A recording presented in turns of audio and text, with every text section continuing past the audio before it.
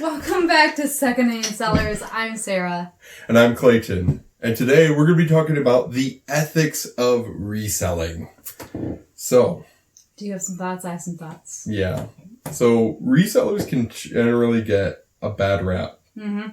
Especially. Let's talk a little bit more about that. I think most people know, but. So you can see that some people, they'll go out and they'll scalp items. For example, we all know the PlayStation 5 was the big ticket item last year and the year before Christmas that people just couldn't find. And if you went to buy one, you had to get it secondhand market, and people would have piles of them lined up in their storage unit or whatnot.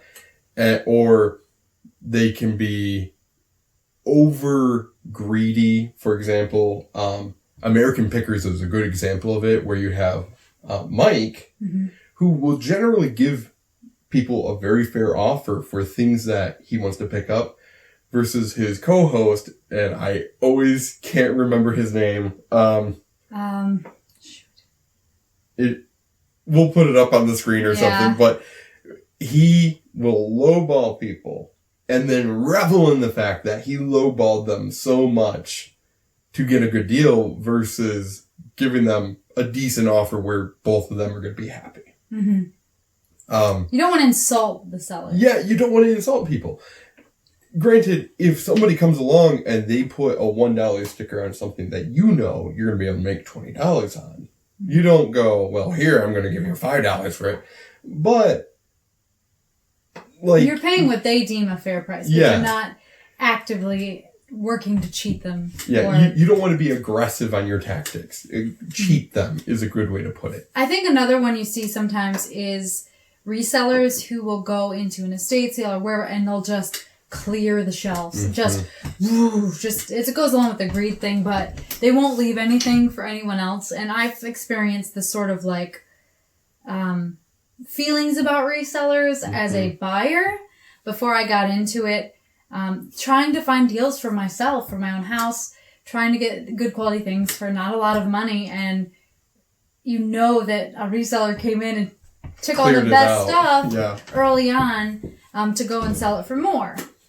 And so I think we've all seen this bad behavior. I've actually seen it as a buyer at estate sales. There's one that my sister, she was at this estate sale with me, and there was this guy, and you could tell he was a reseller by his behavior. And I don't remember what he looked like exactly, but I knew he wore a leather jacket, and he was carrying a flashlight, and he was just, steaming through down the aisle or in between stuff, like with his flashlight, looking, kind of almost cutting in front of people. My sister was talking about this guy. For like uranium glass? I don't know. I think it was just a flashlight because it was dark in there. Oh, jeez. And so, if you ever see a flashlight, someone with a flashlight in a estate sale, and they're being like fast about it, they're probably a reseller.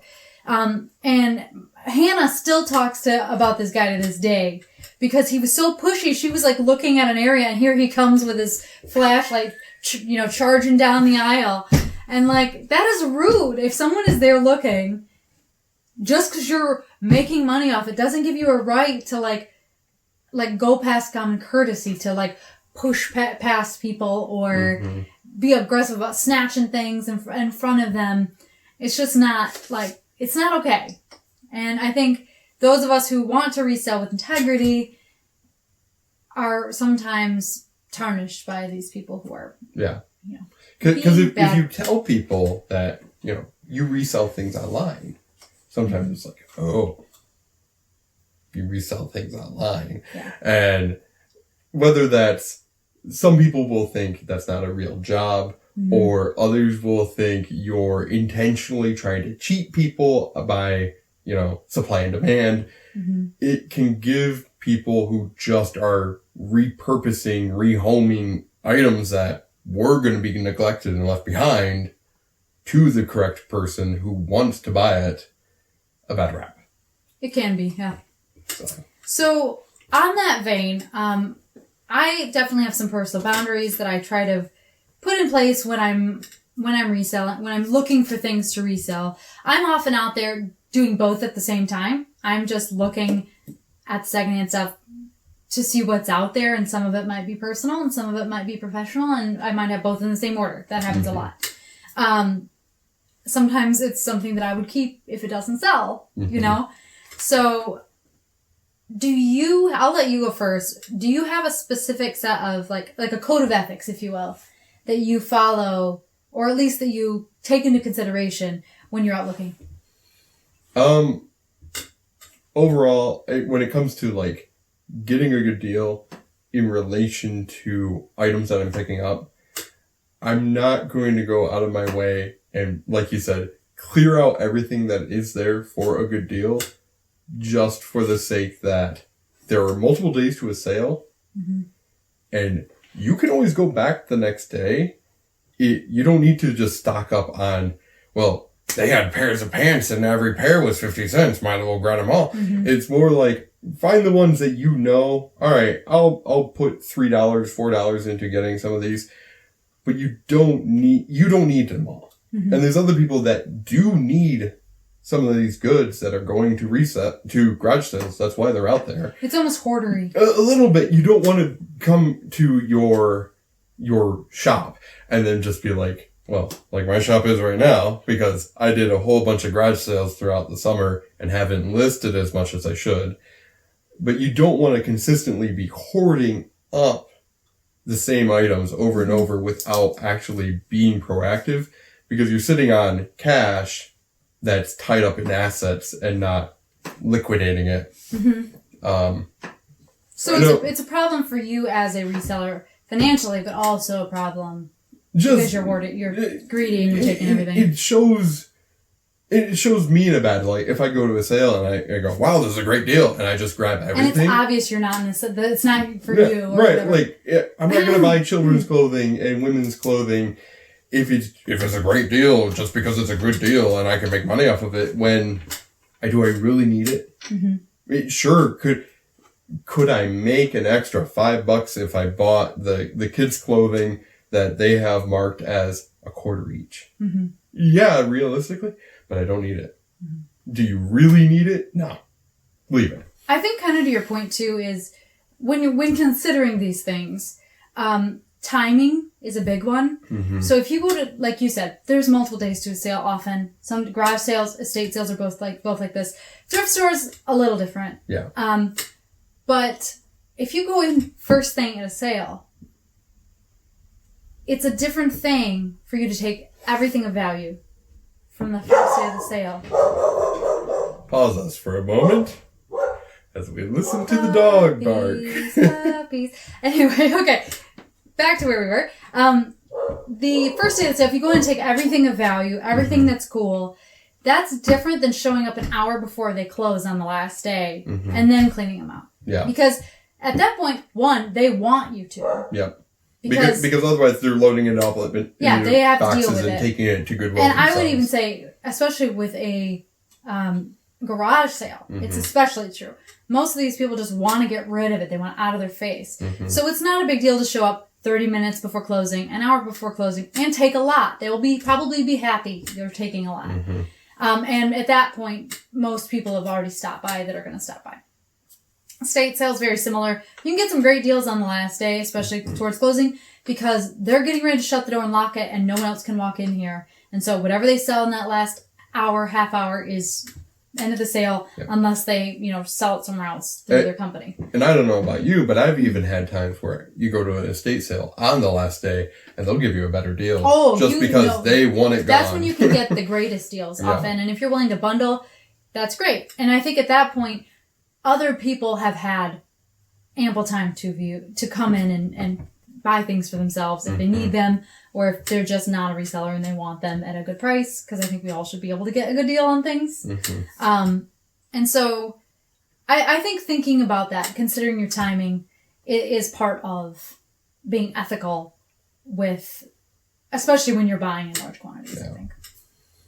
And going back to what you were saying with the one guy hunting with his flashlight, you don't want to be pushy. It's a kind that you can see out there. Yeah, you don't want to be pushy. You don't. I've even seen in some of these videos that people put up on YouTube, they come with their own big IKEA bags to garage sales, and it's like, do you really need that to clutch to you to hold on to what you're grabbing, when you can just communicate to the person selling and go, hey, I'm going to get this. It's a little bulky. Do you mind if I put it here? Mm-hmm. And they're going to go, no problem, you know, because sometimes you do get like, I like to pick up some larger items. I sold a vacuum recently. Really? Yeah, it's a handheld vacuum, but it's still bulky.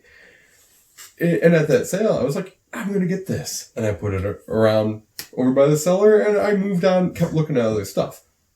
But if you come looking like a reseller, people are going to look at you and just be like, oh boy, you know, it's another person reselling. And I can often identify resellers in public. Mm-hmm. Like if you really start paying attention to how people act, some people are just, I mean, it's a big tell. You just know by how they're behaving.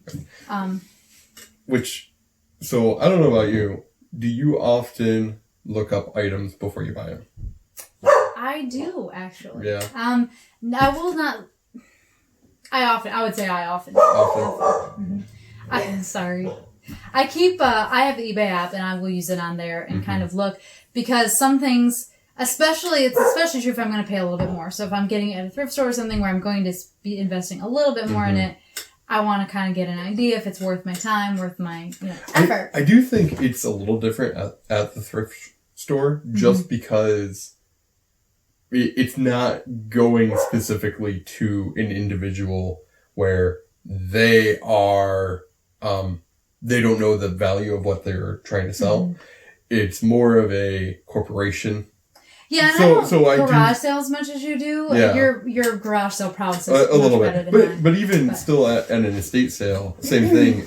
Every once in a while, I've looked some stuff up, but I feel like they already know that they're trying to get money, or the most money out of their items. It feels a little underhanded when they're already giving a decent deal on some stuff to also look stuff up. But I still do it for some things because I don't know everything I'm picking up. So estate sales in particular, because I have estate saled, like as I said, for my personal life, I have estate saled quite a bit. And sometimes you go into them and they are not stellar deals, or I don't know enough about X, Y, or Z.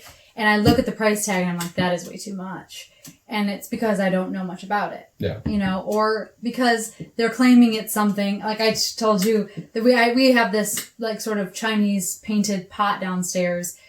I think it might be like maybe early 20th century or late 19th century, but they had this thing marked at like $500 originally.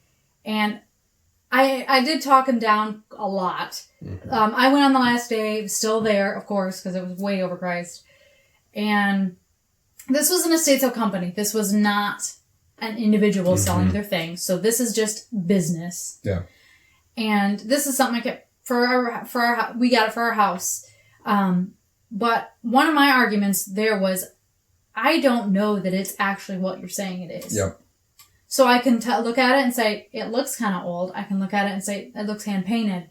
But especially with certain types of antiques, sometimes estate sale companies put on like premium price as if it's been certified by some sort of like professional appraiser. And in reality, it hasn't been. It's been their experience. It's not gone to like a museum for certification. Yeah. And so I don't feel bad like looking up what those things are going. Sometimes because I just can't guarantee that it is even the thing. Yeah. You know, or I don't know a lot about it or whatever. And I think it is different when I feel different about it. If it's an estate sale run by a company. Right. Same. Than a person too. Yeah. Because even if I lowball, it's not personal to them. Yeah. The way it's personal to somebody who you're walking into their grandma's house and they're selling off her stuff because she died. That's different than a company who's there to make money. That's what they're there for too. And I know a lot of those estate sale companies know the resellers come in and buy stuff, and a lot of times they're happy to like sell to them because it gets the stuff moved out. They get their money now and they get to move on. Yeah. So I think when you're talking about ethics of resale, situation is the big thing. And this happens, I mean, that's what an ethical dilemma is, right? Sometimes things are in the middle. They're gray. And I think you just have to think about just being respectful and, you know, I don't often like ultra low ball, even at estate sales. I will do some, bundling, or I'll ask for money off if it's the last day or whatever. Smart selling or smart buying paired with courteousness. Mm-hmm. Because that's the thing. If you go in with I gotta get the best deal possible to get the best profit so I can, you're gonna just come off as an asshole. Mm-hmm. Versus if you go in, you're courteous and you're going, hey, I resell. I do want to get a bundle here. Do you tell people this? I will at garage sales sometimes because I'll buy one of this or one of that. And people are like, oh, why do you buy? I'll just tell them I resell on eBay. And sometimes they go, cool. And they'll give me a good deal. Because they don't want to do the work. Yeah. They don't care because they're just like, they want to get it out of their house. They want a little cash for it. Yeah. They don't want the work of listing and photographing and doing all that shipping.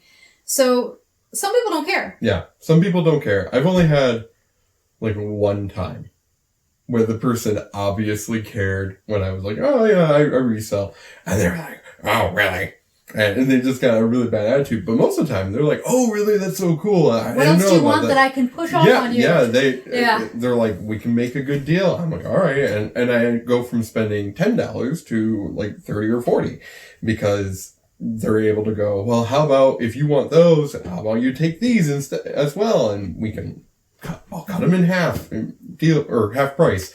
So it's worked out for me in the most part, even at individual sales, where you're just, honesty is the best policy overall, but you don't, like I said, you don't want to go in there intentionally being like, how low can I squeeze them to just get that best profit margin? So. Yeah. And sometimes if I go somewhere, I've been to sales and it was just ridiculous prices. And I won't even bother. Some people will list higher than eBay pricing.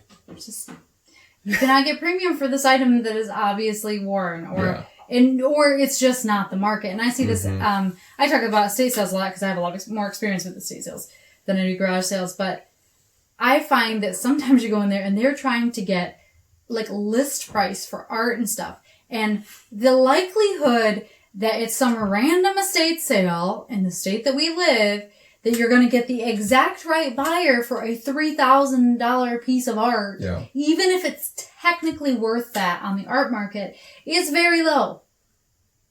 So I think sometimes these, especially companies, they have this, their expectations are too high. Yeah.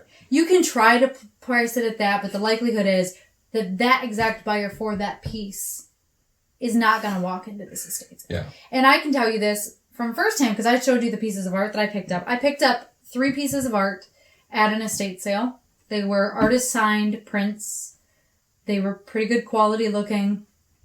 They were professionally framed, so they came framed already. And I paid $37.50 a piece for them. I did some research. I looked them up. Well, actually, I looked them up before I went back and bought them. They kind of caught my eye the first day. But they were marked at $50 a piece. And then I went back the second day after I had like Google Lensed one of them and it came up and I'm like, these might have actually had some value, like decent value. And these were pieces that we've decided, at least for now, to keep for our personal collection. So I'm not reselling them right now. But we found out that I did buy them on that second day, which was 25% off. Yep. And we took them to get them art appraised, and they did appraise for a decent amount. Let's say $37.50 was a steal. The appraiser, when I told her what I paid for them, was like, oh, I mean, it's not going to set us up for life, but they were worth some value. But that sat through that estate sale for 2 days. Mm-hmm. So nobody walked in there, even though they had them at a really cheap price. $50 a piece would have been worth it. Just for the frames, it would have been worth it, probably. Yeah. But the person who knew that value of the art never walked in there. Nobody liked him enough to pay for $50 a piece. Nobody liked it enough the next morning to pay $37.50 a piece. Yeah. And so when you see these ones, they happen to have underpriced them. But there's a good chance that even if they had left them cheap, that the last day may have come around and maybe nobody would have bought them. Yep. And so these people that are pricing things at retail or at what is the resale value in person, unless it's like a gallery or an art dealer or an antique dealer or whatever. It's the pie in the sky. It is, because it's a very slim chance that one buyer is going to walk in. When you're doing things online, you have millions of people that could potentially look at this thing. Mm-hmm. You might find the person that's looking for it. Maybe there's only a few people in the country that's looking for it, and they can find it only because it's online. Yeah. So, in those cases, I don't feel that bad about. Yeah, and that's understandable because they're being unreasonable. Yeah. It's the same thing with Goodwill.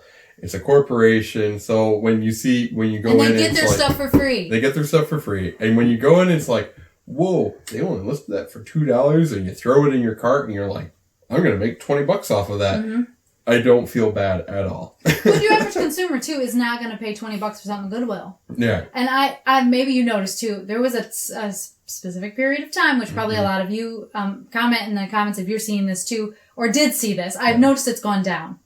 But for a while, especially during the pandemic and slightly after, like last year, the prices at the chain thrift stores were ridiculous. Through the roof. I mean, ridiculous. Yeah. Used cooking, instant pots and stuff for $50. Like, no one's going to do that. Like, you can go a day after Thanksgiving and get it for the same price, brand new. Or even on Amazon and get an off-brand, and it'd be $60. Yeah, and I've noticed it's gotten better, a lot better. But that, for a while, they were trying to get that resale price for something that just walked through their door for free that they did not do anything to and really didn't know anything about. Yeah. So, just mind your buyer, or mind your seller, I should say, when you're buying to resell. Do you have any other personal boundaries that are important to you? I've got a couple. No, go ahead. So a biggie for me is I am in the town that I live in the general area. I'm a member. Sorry, I'm not talking right today. It's late. I'm a member of a free group. So it's sort of like what do they call them? A no-buy group. Mm-hmm. It's not called no-buy, but it's basically a free group where people offer things up for free, and other people in the community can claim them, and you can just redistribute goods for free. Yeah. It's against my personal, it's a boundary that I've put in place. I am not going to take stuff off that free group to resell. Yeah. I will take things off that free group to use myself or for someone, I know, but I am not going to take things off that to sell. Because that's essentially stealing from charity. It's just not, to me, it's not ethical. It's different if somebody gave me something and they don't want it anymore, and I don't want it anymore. A dish set I'm selling off now was given to me by a friend a couple of years ago. As far as I know, she never wants it back. We use some of the pieces of it. We have some of the pieces downstairs. We're selling some of the other stuff, whatever. But as far as the free site stuff, off limits for me. Yeah. That's just, I think that's just general common decency. Yeah. Because people give things away for free all the time, where people in need actually could use it, or like you're getting things from the free group for your own aesthetic. Yeah, and I list things on there too. Yeah. To get rid of, but intentionally scouting out those free groups and being like, I'm not doing it. No, it's low blow. And then another thing is we have a local, I guess you would call it a thrift shop. They get pallets of new from Target or new from TJ Maxx, or I don't know, hopefully we can say those names. Anyway, new from commercial stores that are, you can say stuff. Things that maybe got clearance down or was overstock. I know there was a big overstock problem after the whole pandemic thing because they overordered because of the imbalance in books and stuff after everybody went to online ordering. And this store buys things in large pallets, still with tags on it, and they resell it, but at a cheap price. Part of their mission is, I don't know, you may know the ones I'm talking about. I know what you're talking about. Part of their mission is to give back to the community, so they're involved with different charity organizations around the area, and I don't know what percentage, but a percentage of their profit, it's a locally owned thrift, percentage of their profit goes to these organizations. They try to help people out. They want to give local people a good deal. on things, and so I don't buy their new stuff to resell. Now, I have bought some of their donated like stuff, but as far as the stuff that they're getting at a really great deal, and they're trying to pass on a really good deal to others, I'm not going to go buy up a bunch of these new things and sell them. And he has made a comment on his Facebook before, because he does live videos and things, about like resellers and like not wanting, he can't stop them, but like discouraging them from coming and taking, because they would get like huge rugs and they would be so inexpensive. And some of these things, furniture, like big ticket items that somebody who's just starting out with their new little apartment, or maybe are poorer, or even just normal people, No, I shouldn't say normal people, like middle working class. Yeah. People can get a deal to help furnish their houses. But then you have these people in there that are taking that. So the new stuff from there, it's off limits for me. Yeah. I haven't had any of that experience in particular, just because of where I normally source. But yeah, it goes hand in hand with, you don't want to come off as that greedy individual that's coming just for that great deal, because that would be a great deal to get all those brand new clothing or new furniture. But when you're stealing from your own local community, it's that, and I've been on the flip of that, when you go in and you're like, oh, they've got this, because he would advertise on his Facebook, and you want to go in and like support it. You go in somewhere and everything is gone because people just greed, And it's not just resellers, but I do think they are a prime individual. Yeah, they're a demographic that definitely does it more than probably even the individual. There are some people who do overbuy, but you know what I mean. So that's a big one for me. And of course, just being a jerk. Yeah. I'm not gonna like push you over in a thrift store to grab something. I'm not gonna start. Oh my gosh! At my local thrift, I talked to them today, and I wanted them to. I was buying something for myself, just a coat rack, and it was too big, too clunky to be in my cart, so I wanted them to hold it for me. They don't hold things, and the cashier told me it's because they've had fist fights break out over stuff. It was a Goodwill. Like, they had fist fights break out. And I don't live in, like, a super rough area, you know? And it was just, like... And immediately my mind went, I bet it was resellers. Yeah. Like, and that's awful. I don't want to be associated with that. And I don't want to be the thing that I have criticized and judged, because I do judge people for that kind of behavior. Yeah. So... Yeah. Has there been any items in particular that you found where you've had like an ethical, I don't really want to sell that, even though it's a good deal to get? I don't know off the top of my head. Do you have something in mind? I've come across an urn before. Like with ashes in it? Mm-hmm. I think it was a pet urn.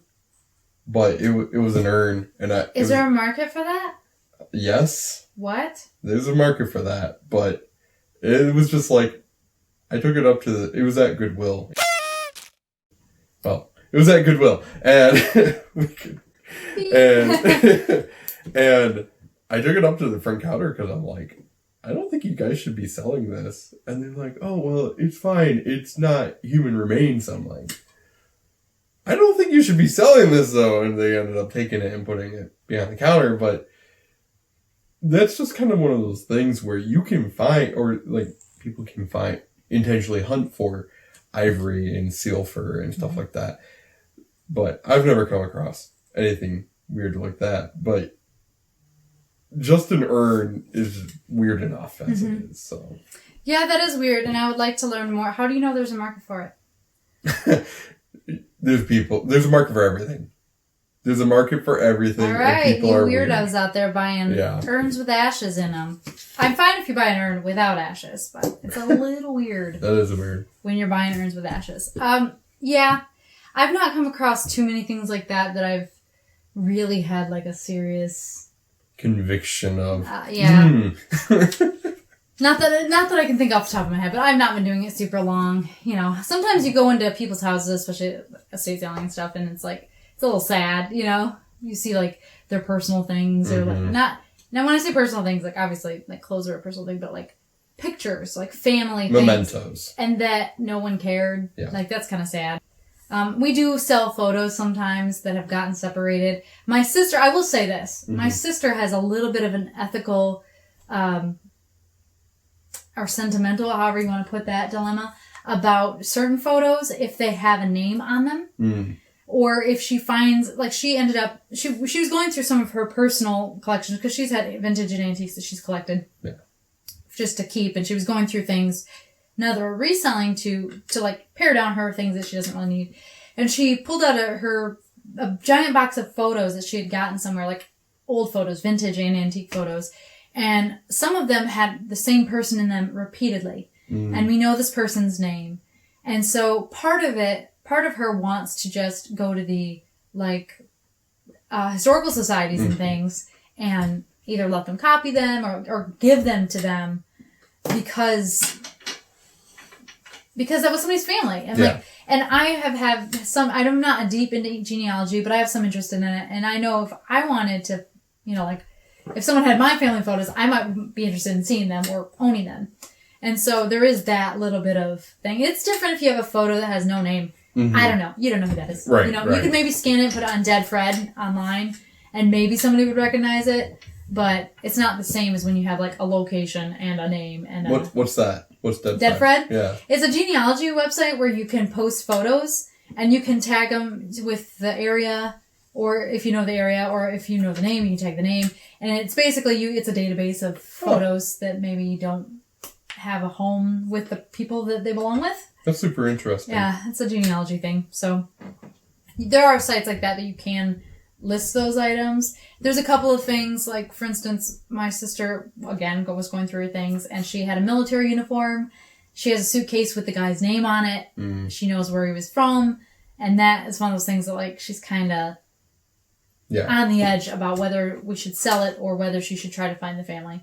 And because she found it in a estate sale. So, but that doesn't mean there's not an extended family member that would want it. Right. So these things, I think that's where it gets a little iffy. And like, for instance, the military uniform, the likelihood is if you sold something like that, it's going to go to a collector who cares. It's not just going to be free floating or to somebody who's just going to turn it around for another buck. It's going to go to somebody who actually cares about that thing. Yeah. But it's still, you know, kind of gray. So next, we're going to talk about our surprising sales we've had. This is another segment. This is a new segment. Let us know what you think of it. Okay. Do you want to do that? Do you want to start that, or do you want me to start this? Go ahead and start, because I do kind of think a little bit. Okay.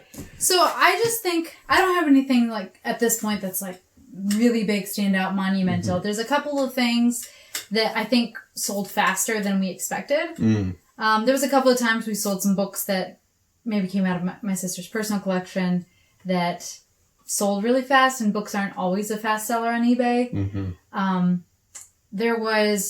I had picked up a yellow carnival glass. I don't know if you're familiar. Are you familiar with carnival glass? Yeah. It was a mild carnival glass, so it wasn't super iridescent, but a yellow carnival glass hand. Oh. It was like a ring holder. So it was basically like like a piece of the forearm and then the hand that was like sitting like this. And it sold pretty fast after we listed it. Oh, really? And it was cool. Like, it caught my eye. I got it at Goodwill. It was on the shelf. And I thought, oh, that's kind of cool, you know. And I picked it up. We listed it. I mean, it did not take long at all. And it was gone. So I thought that was kind of cool. But I think one of the big ones for me, not surprised that it sold, but maybe surprised for how much. I had a couple of pieces of luggage. They were vintage luggage, kind of beat up shape. One of them was a Samsonite. It was a small, like Samsonite, like personal bag kind of size, vintage. But they were not in great shape. The Samsonite had corrosion on the lock and it didn't have the key, and it, you know, had some rusty parts. So it needed a lot of work. Yeah, the other one needed guts and stuff.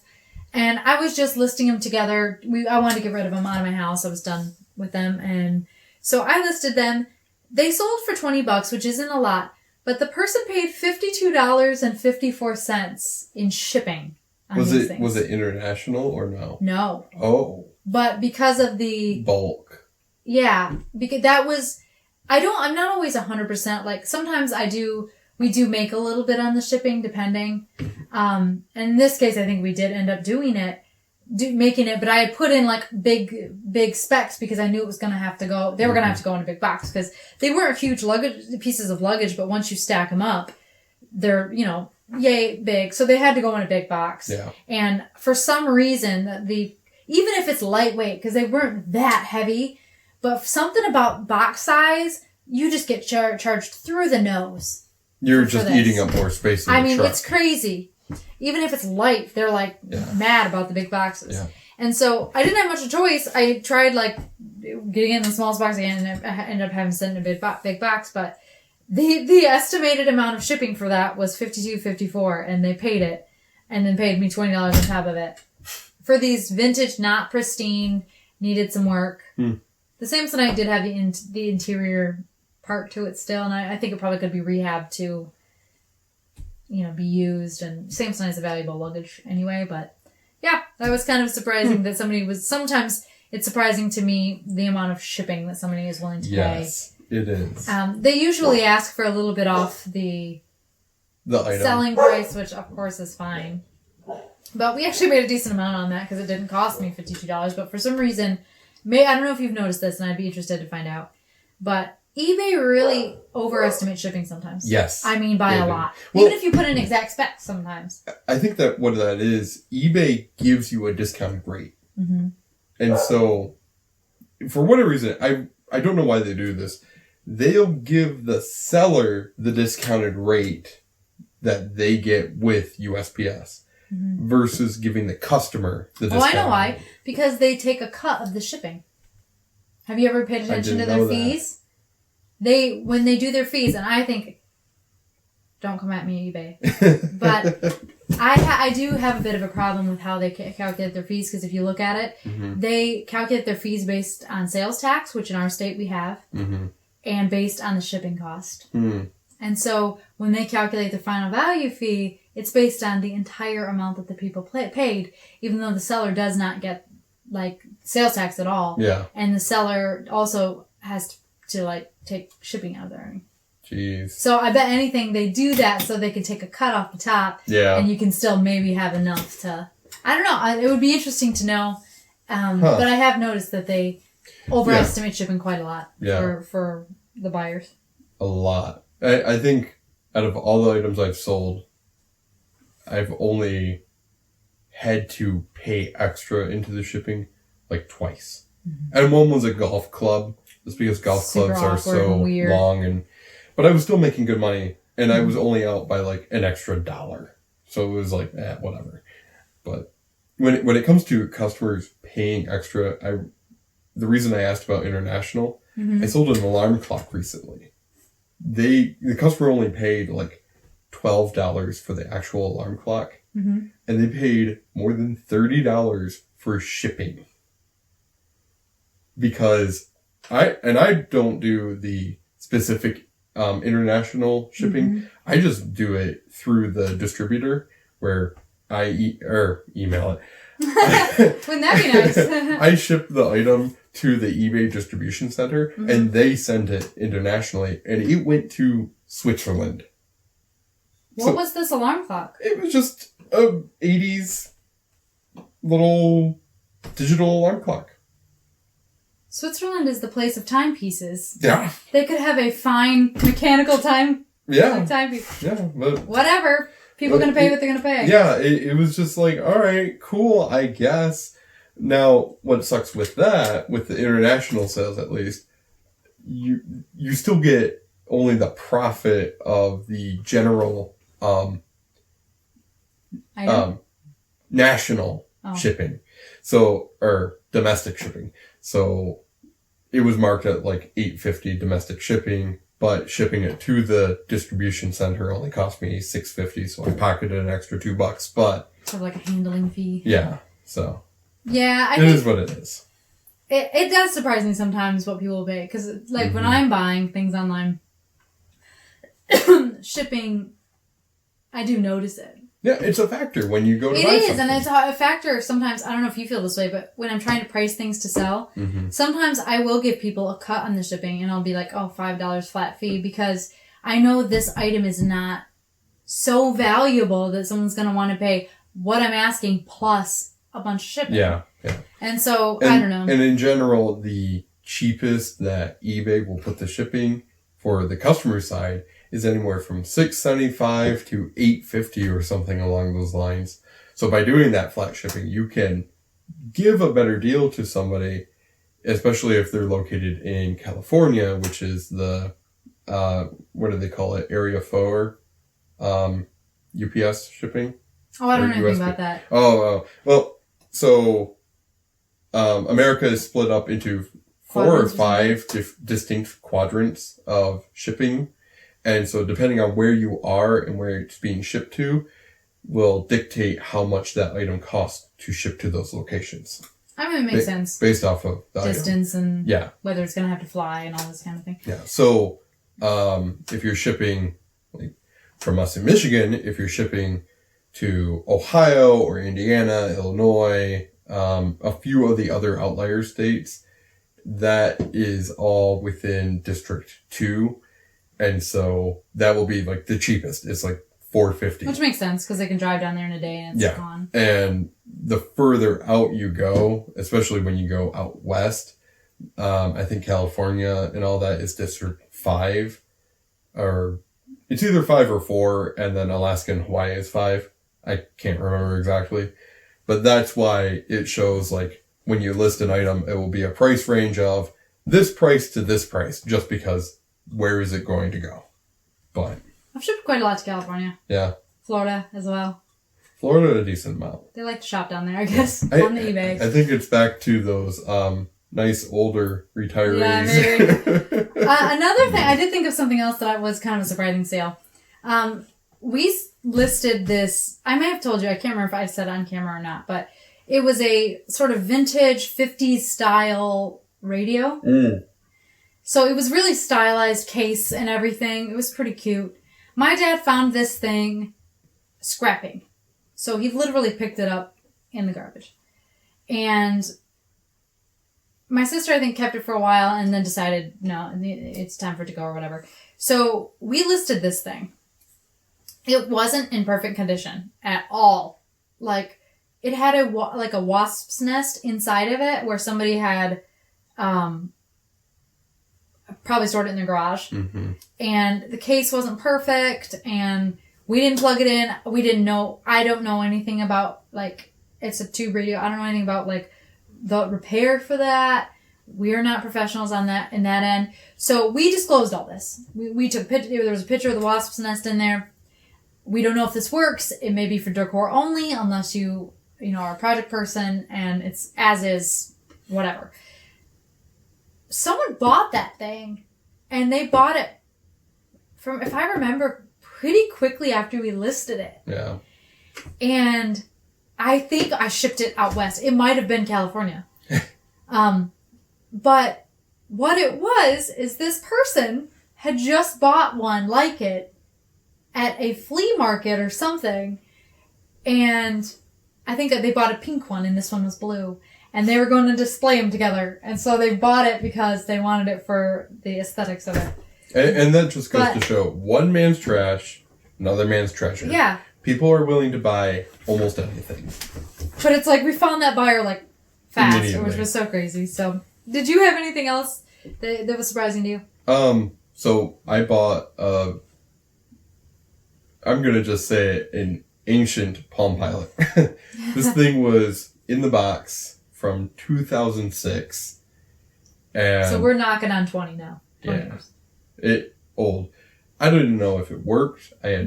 Wasn't gonna monkey with it. It was just like, this was never used. It still had the filament over the LCD that you're supposed to peel off when you go to use your electronics, and it was just like, oh, I'll list it for $150 plus the shipping, and it sold like in under 12 hours. It was just crazy how fast it went. And it was one of those items I picked up for $2. And somebody probably thought, oh, it's old, it's not. No. Yeah, and when I bought it, I didn't even realize it was a Palm Pilot. I thought it was a GPS unit. Oh, it was that much of a brick, huh? Yeah, well, yeah. I just saw this big bulky electronic thing in a box, and I'm like, oh, cool, $2, good deal, and I just bought it. So you just never know. Yeah, it was. Someone likes the simplicity of not being able to like have the internet at your fingertips, probably. Yeah. Wants all the calendars and stuff. Yeah, or somebody. From what I was looking into it, you can actually transfer some of your data from your old ones to new ones, depending on the model. So if somebody had been using it and theirs broke down, then they could just probably go right over. Interesting. So it was one of those things. You never would have guessed that people are still buying Palm Pilots. You know, especially when you can get a cell phone for under $100, and it does almost. And they everything. paid $150 for a tech that was knocking on 20 years. Yeah. You know, different strokes for different folks. Mm-hmm. But I think, you can really sell almost anything. Nearly. I think that it should be a testament to that when you go into the thrift store and you see some of the things that are there, and you realize, like, at some point, you realize that at some point somebody bought that retail price brand new. And was happy about it. Yeah. The hobo clowns. We've talked about hobo clowns. We've talked about hobo clowns on here. It was a thing. People loved them. And people just still do. Someone out there, sorry if you're a hobo clown person and you collect them, great. Let us know. We'll find them for you. Yeah.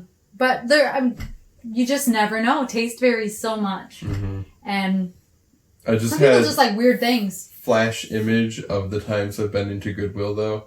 And it's like used ketchup on the shelf. Or... Who's buying that? I know, because sometimes I won't say no one, because somebody will. Yeah, because sometimes Goodwill is just like, well, we got this donated, and they don't have people working with the common sense to go, trash. Yeah, that's something, but isn't it? At the same time, it can lead to things like your paper fan, which some people would have looked at it and immediately gone, trash, it's old. Yep, I found it at an outlet, Goodwill outlet, so it probably did sit on a Goodwill shelf at some point and nobody bought it, so yep, you just never know. So we would love to hear your surprising sales, things that you were really shocked that sold. Yeah. Either how fast they sold, because obviously if you're listing it, you have an inkling that it might sell, but maybe it sold way faster than you thought. Maybe it sold for more than you thought. Mm-hmm. Or maybe you're just shocked it sold. We'd love to know that.